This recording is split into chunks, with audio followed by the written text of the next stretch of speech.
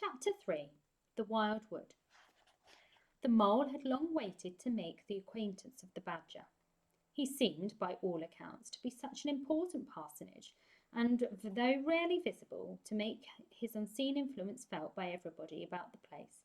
But whenever the mole mentioned his wish to the water rat, he was found himself put off.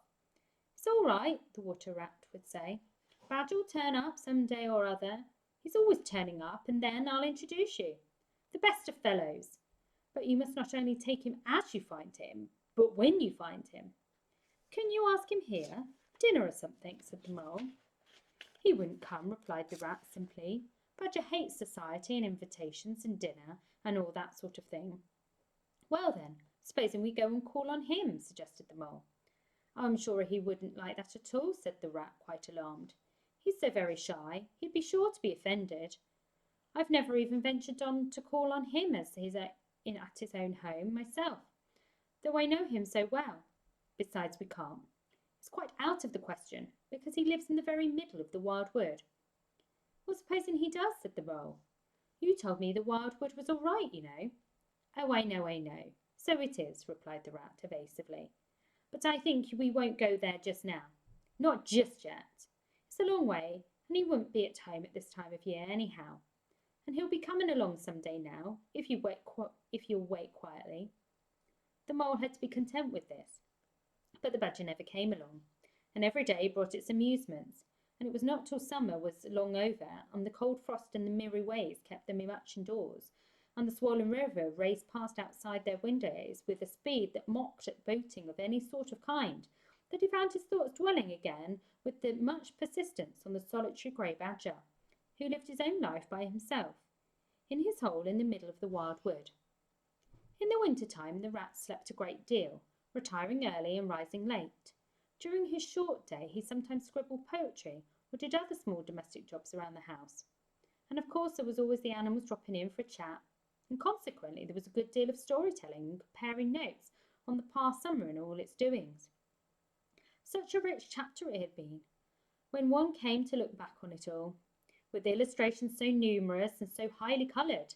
The pageant of the river bank had marched steadily along, unfolding itself in scene pictures that succeeded each other with stately procession.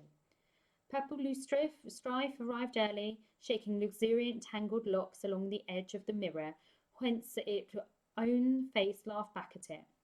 Willow Herb, tender and wistful, like a pink sunset cloud, and not too slow to follow. Comfrey, the purple, hand in hand with the white, crept forward to take its place in the line. And at last one morning the diffident and the delaying dog rose steep delicately on the stage, and one knew, as if string music had announced it so stately chords that strayed into a gavotte, that June was last here.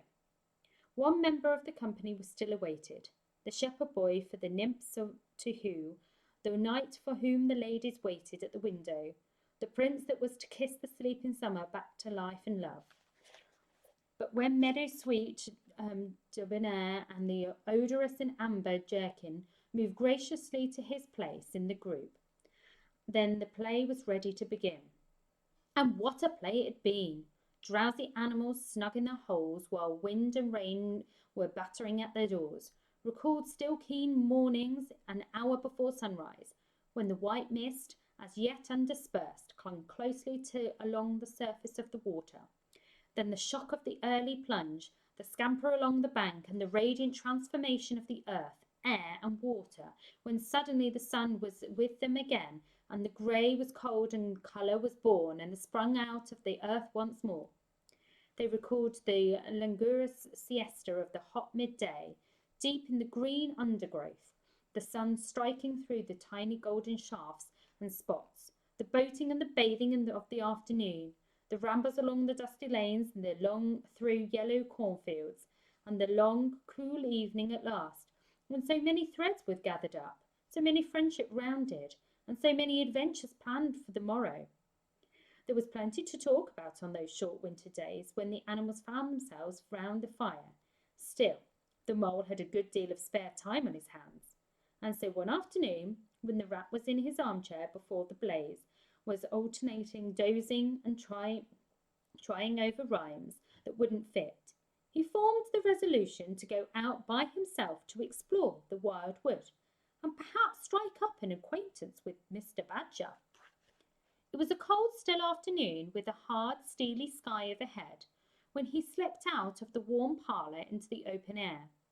The country lay bare and entirely leafless around him, and he thought that he had never seen so far and so intimately into the insides of things as on that winter day when nature was deep in her annual slumber and seemed to have kicked the clothes off.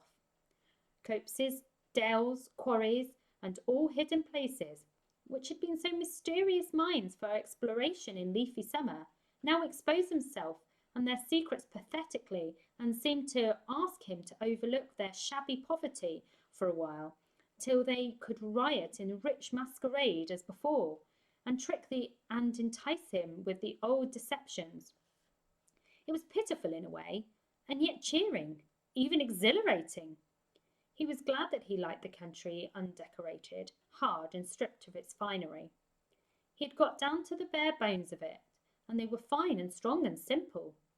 He did not want to warm the clover and the play of the seeding grasses, and the screens of quickus, the billowy drapery of beech and the elm seemed best away, and with great cheerfulness of spirit he pushed on towards the wild wood, which lay before him low and threatening, like a black reef in some still southern sea. There was nothing to alarm him at first entry. Twigs crackled under his feet, logs tripped him, funguses on the stumps resembled caricatures, and startled him for the moment by their likeness to something familiar and far away. But that was all fun and exciting.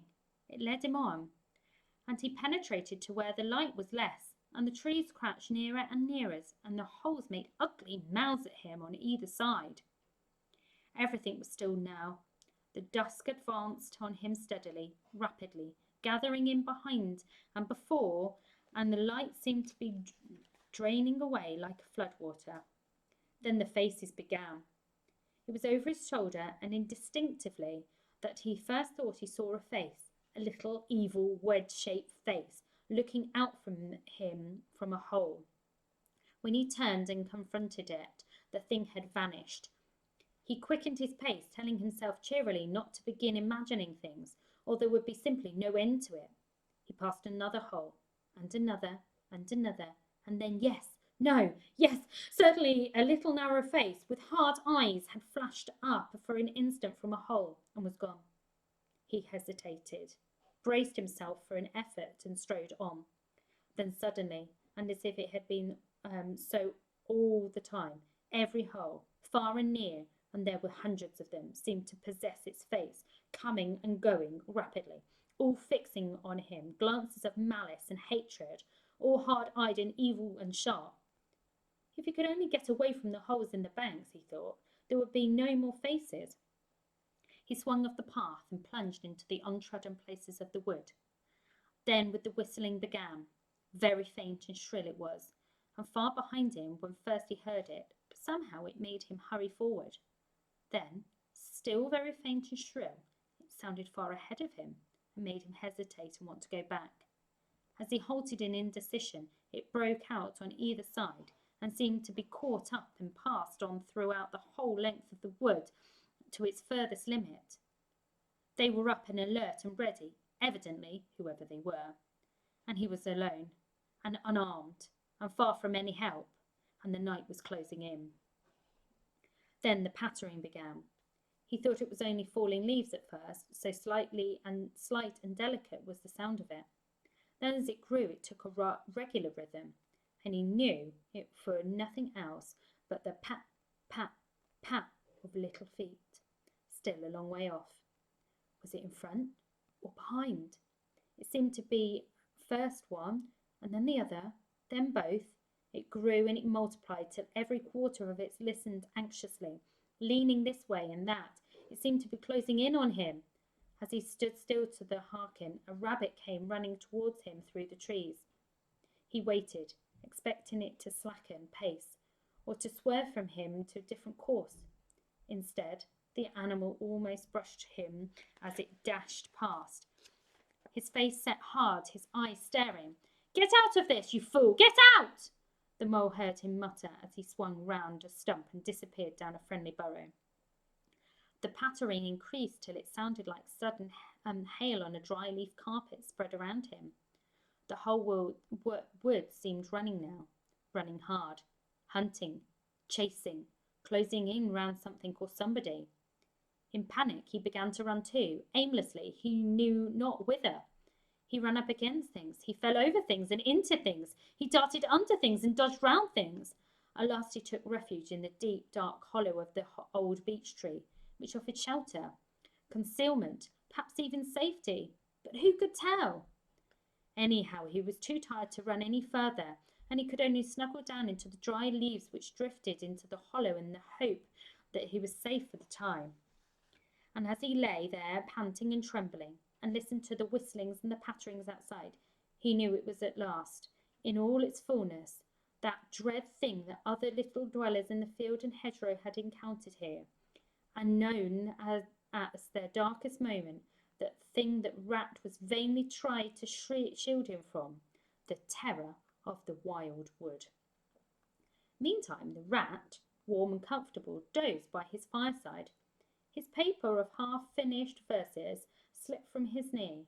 His head fell back, his mouth opened, and he wandered by the verdant banks of the dreamed rivers. Then a coal slipped, the fire crackled and sent up a spurt of flame, and he woke with a start. Remembering what he had been engaged upon, he reached down to the floor for his verses, pored over them for a minute, and then looked round for Mole to ask him if he knew a good rhyme for something or other. But the mole was not there. He listened for a time. The house seemed quiet. Then he called "Molly" several times, and receiving no answer, got up and went into the hall. The mole's cap was missing from the accustomed peg. His goloshes, which were always laid by the umbrella stand, were also gone. The Rat left the house and carefully examined the muddy surface of the ground outside, hoping to find Mole's tracks. They were there, sure enough. The goloshes were new, just bought from the winter, and the pimples on their soles were fresh and sharp. He could see the imprints of them in the mud, running along straight and purposeful, leading direct to the wild wood. The Rat looked very grave, and stood in deep thought for a minute or two. Then he re-entered the house, strapped a belt round his waist, shoved a brace of pistols into it, took up a stout cudgel and stood in a corner of the hall, and set off for the wild wood at a smart pace.